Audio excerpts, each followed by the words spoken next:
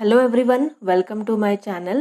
आजच्या आपल्या लेक्चरचा जो टॉपिक आहे तो अतिशय महत्त्वाचा आहे. एका नदीबद्दल आपण डिस्कस करणार आहोत आणि ती आहे वर्धा नदी. वर्धा नदीबद्दल बोलायचं झालं तर दोन नद्या पण येतात त्याच्यामध्ये. एक म्हणजे पैनगंगा नदी आणि दुसरी आहे वैनगंगा नदी. तर ह्या तीनही नद्या अतिशय महत्त्वाच्या आहेत. तीनही आपण सेपरेट लेक्चरमध्ये बघणार आहोत, पण आजच्या लेक्चरमध्ये आपण वर्धा नदीबद्दल डिस्कस करणार आहोत.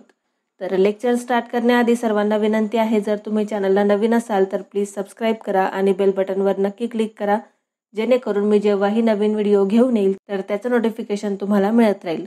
चला तर मग सुरुवात करूया आपण वर्धा वैनगंगा नदी खोऱ्यापासून. एक बेसिक इन्फॉर्मेशन आपण बघू आधी आणि त्यानंतर आपण वर्धा नदीच्या उजव्या तीरावरील आणि डाव्या तीरावरील उपनद्या बघणार आहोत. तसंच जे काही महत्त्वाची शहरं आहेत वर्धा नदी काठावर ते सुद्धा आपण बघणार आहोत. महाराष्ट्राचे पूर्व पठार जे आहे ते पैनगंगा, वैनगंगा आणि वर्धा या तीनही नद्यांपासून तयार होणारी प्राणहिता या नदीच्या खोऱ्याने व्यापलेले आहे. आता ह्या ज्या काही तीनही नद्या आहेत त्या महाराष्ट्र पठारावरून वाहणाऱ्या महत्त्वाच्या नद्या आहेत. वर्धा, वैनगंगा आणि पैनगंगा या तीनही नद्यांचा संगम ज्या ठिकाणी होतो त्या ठिकाणापासून जो मुख्य प्रवाह वाहतो त्या नदीला म्हटलं जातं प्राणहिता नदी. प्राणहिता नदी ही गोदावरीची उपनदी आहे. त्यामुळे या सर्व नद्यांचे खोरे हे गोदावरीचे उपखोरे म्हणून ओळखले जाते. आपल्या सर्वांना माहिती आहे की महाराष्ट्रामधलं सर्वात मोठं नदी खोरं कुणाचं आहे तर गोदावरी नदीचं आहे. एकूण 49.5% क्षेत्र हे एकटं गोदावरी नदी खोऱ्याने व्यापलेलं आहे. प्राणहिता ही गोदावरीची उपनदी आहे आणि त्यामुळे या सर्व नद्यांचे खोरे जे आहे ते गोदावरीचे उपखोरे म्हणून ओळखले जाते. पुढे बघा, वर्धा वैनगंगा नदी खोऱ्यातील नद्यांची लांबी बघून घेऊ आपण. एकूण जेवढ्याही महत्त्वाच्या नद्या येतात या नदी खोऱ्यामध्ये, तर सर्वात पहिली आहे पैनगंगा नदी, ज्याची एकूण लांबी आहे 676 किलोमीटर. वर्धा वैनगंगा नदी खोऱ्यातील सर्वाधिक लांबी असणारी नदी आहे पैनगंगा. एकूण 676 किलोमीटर ती प्रवास करते. दुसरी आहे वैनगंगा नदी, एकूण 295 किलोमीटर ती वाहते. तिसरी आहे वर्धा, एकूण 455 किलोमीटरचा प्रवास ती करते. त्यानंतर आहे यांचा संयुक्त प्रवाह असणारी प्राणहिता नदी, एकूण 120 किलोमीटर वाहत जाते. आणि पाचवी आहे इंद्रावती नदी, जी 129 किलोमीटर वाहते. तर वर्धा वैनगंगा नदी खोऱ्यातील ह्या पाचही महत्त्वाच्या नद्या आहेत, त्यांची लांबी लक्षात ठेवा. त्यानंतर पुढे जाऊ आपण वर्धा नदी. वर्धा नदीबद्दल बेसिक माहिती बघून घेऊ. तर वर्धा नदी जी आहे ती विदर्भातील एक प्रमुख नदी आहे आणि ती महाराष्ट्रातील दक्षिण वाहिनी सर्वात मोठी नदी आहे. आपण जेव्हा महाराष्ट्रातील नदी प्रणाली बघितलेलं होतं तेव्हा आपण महाराष्ट्रातील नदी प्रणाली ही 4 भागांमध्ये विभागली गेलेली आहे हे सुद्धा बघितलं होतं. ते 4 भाग कोणते होते तर पूर्व वाहिनी नद्या, पश्चिम वाहिनी, दक्षिण वाहिनी आणि उत्तर वाहिनी. तर दक्षिण वाहिनी म्हणजे काय की ज्या नद्या दक्षिणेकडे वाहत जातात त्यांना म्हटलं जातं दक्षिण वाहिनी नदी. वर्धा नदी जी आहे ती विदर्भातील प्रमुख नदी आहे. तसंच संपूर्ण महाराष्ट्रामध्ये जेवढ्याही दक्षिण वाहिनी नद्या आहेत त्यातील सर्वात मोठी म्हणजे लांबीने सर्वात मोठी अशी दक्षिण वाहिनी नदी ती आहे. हिचा उगम कुठे होतो तर मध्य प्रदेश राज्यातील बैतूल जिल्ह्यात जाम या खेड्याजवळ सातपुडा पर्वत रांगेत उगम पावते. मध्य प्रदेशामध्ये ती उगम पावते आणि महाराष्ट्रामध्ये वाहत येते आणि दक्षिणेकडे ती वाहत जाते. या नदीची एकूण लांबी आहे 455 किलोमीटर, आपण आत्ताच बघितलं. वर्धा नदी जी आहे ती अमरावती, नागपूर, वर्धा, यवतमाळ व चंद्रपूर या जिल्ह्यातून प्रवास करते. तर ह्या जिल्ह्यांची नावं लक्षात ठेवायची तुम्हाला, अतिशय महत्त्वाचं आहे. वर्धा नदी ही विदर्भातली प्रमुख नदी आहे आणि ती एवढ्या जिल्ह्यातून प्रवास करते: अमरावती, नागपूर, वर्धा, यवतमाळ आणि चंद्रपूर.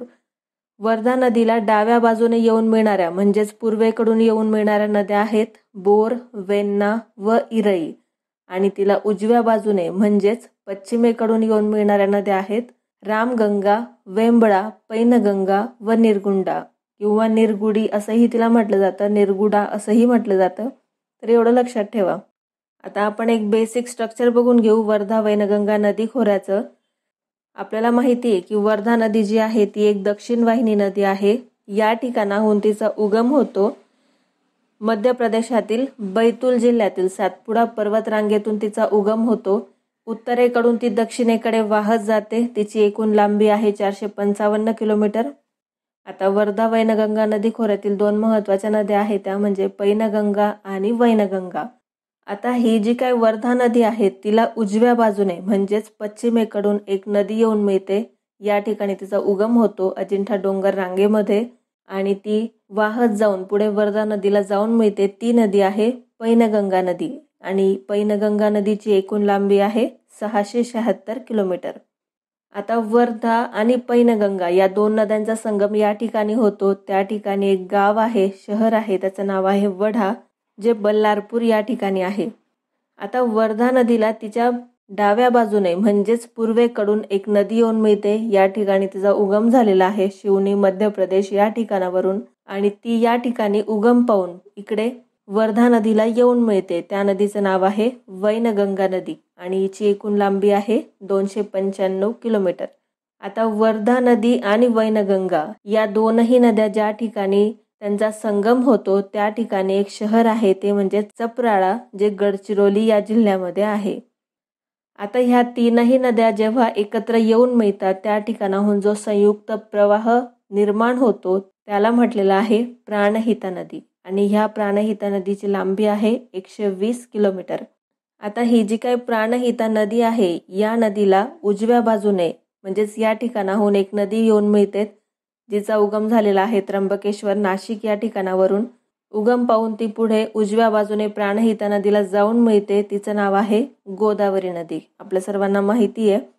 तर गोदावरी नदीची उपनदी आहे प्राणहिता नदी. गोदावरी आणि प्राणहिता या दोनही नद्यांचा संगम ज्या ठिकाणी होतो त्या ठिकाणी जे शहर आहे त्याचं नाव आहे सिरोचा, जे गडचिरोली या जिल्ह्यामध्ये आहे. तर असं एक बेसिक स्ट्रक्चर आहे वर्धा वैनगंगा नदी खोऱ्याचं. आता आपण बघणार आहोत वर्धा नदी व तिच्या उजव्या आणि डाव्या तीरावरील उपनद्या.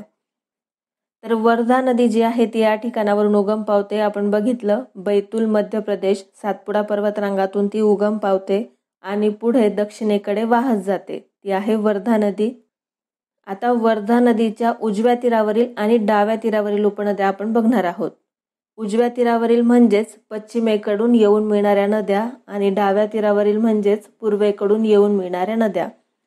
जर तुम्हाला उजवीकडून येऊन मिळणाऱ्या आणि डावीकडून येऊन मिळणाऱ्या यांच्याबद्दल काही शंका असेल तर यावरही मी एक लेक्चर बनवलेलं आहे, तुम्ही जाऊन ते बघू शकता. तुमचे हे कन्सेप्ट क्लिअर होतील.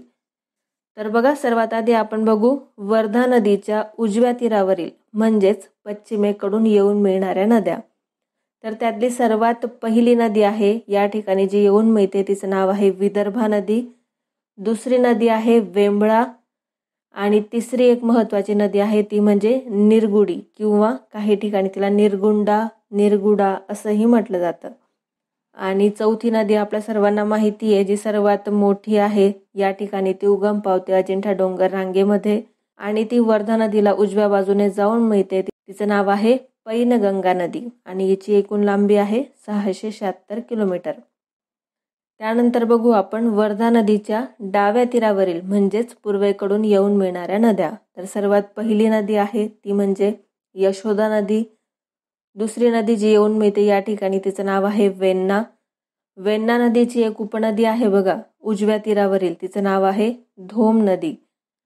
धोम आणि वेण्णा यांच्या संयुक्त प्रवाहाला वेण्णा असंच म्हटलं जातं. तिसरी एक महत्त्वाची नदी या ठिकाणाहून येऊन मिळते तिचं नाव आहे इरई नदी. आणि चौथी सर्वात मोठी डाव्या तीरावरील उपनदी ही आपल्याला माहिती आहे, आपण आत्ताच बघितली, जी या ठिकाणी शिवनी मध्य प्रदेश या ठिकाणावरून उगम पावते आणि पुढे डाव्या बाजूने वर्धा नदीला येऊन मिळते. तिचं नाव आहे वैनगंगा नदी, जिची एकूण लांबी आहे 295 किलोमीटर. आता काही महत्त्वाचे जे शहरं आहेत या नदी काठावरचे ते आपण बघणार आहोत.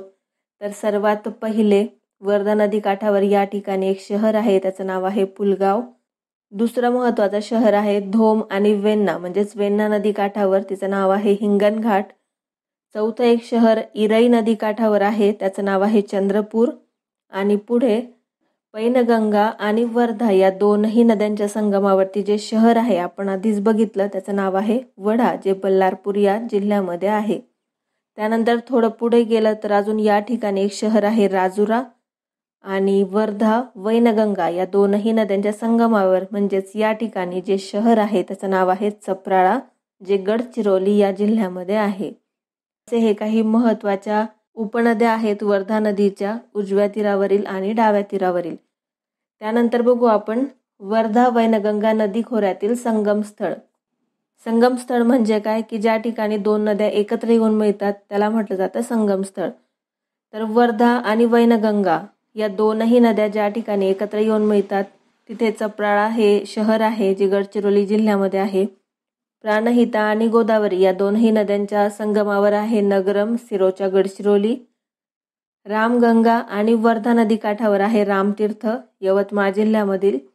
वर्धा आणि पैनगंगा नदी काठावर आहे घुग्गुस, चंद्रपूर जिल्ह्यातील.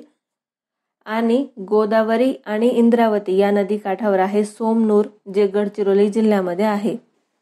त्यानंतरचाही टॉपिक महत्त्वाचा आहे बघा, वर्धा वैनगंगा खोऱ्यातील काठावरील शहरे, नदी काठावरील शहरं. वर्धा नदी काठावर आहे पुलगाव, राजुरा, घुग्गुस आणि कौंडिण्यपूर. वाघाडी नदी काठावर आहे घाटजी शहर. निरगुंडा नदी काठावर आहे वणी. पैनगंगा नदी काठावर आहे मेहकर. वैनगंगा नदी काठावर आहे भंडारा आणि पवनी. प्राणहिता नदी काठावर आहे अहेरी आणि सिरोचा. तसंच अरुणावती नदी काठावर आहे आर्नी आणि खुनी नदी काठावर आहे पांढरकवडा. आता तुम्ही म्हणणार की इथे वेगवेगळ्या नद्या दिसत आहेत, जसं की वाघाडी नदी आहे, खुनी आहे, अरुणावती आहे. ते तर आपण वर्धा नदीमध्ये बघितलेलं नाहीये, पण आपण इथे वर्धा आणि वैनगंगा या नदी खोऱ्याचा विचार करतोय आणि त्यामुळे इथे वर्धा वैनगंगा नदी खोऱ्यामध्ये जेवढ्याही नद्या आहेत त्यांच्या काठावरील शहर हे आपण बघितलेत. तर या ठिकाणी वर्धा नदीबद्दल जेवढंही इम्पॉर्टंट होतं तेवढं सर्व आपण बघितलेलं आहे. याच्या व्यतिरिक्त तुम्हाला जास्त अभ्यास करायची गरज आहे असं मला वाटत नाही. जेवढं शिकवलं आहे किंवा जेवढं आजच्या लेक्चरमध्ये झालेलं आहे तेवढं तुम्ही फक्त कुठेतरी नोट डाऊन करून ठेवा आणि पुन्हा पुन्हा ते रीड करत चला. आय होप की आजचं लेक्चर तुम्हाला समजलं असेल. जर लेक्चर आवडलं असेल तर प्लीज लाईक करा. काही शंका असेल तर तुम्ही मला कमेंट बॉक्समध्ये विचारू शकतात. आणि जर तुम्ही चॅनलला नवीन असाल तर प्लीज सबस्क्राईब करा आणि बेल बटनवर नक्की क्लिक करा, जेणेकरून मी जेव्हाही नवीन व्हिडिओ घेऊन येईल तर त्याचं नोटिफिकेशन तुम्हाला मिळत राहील. धन्यवाद.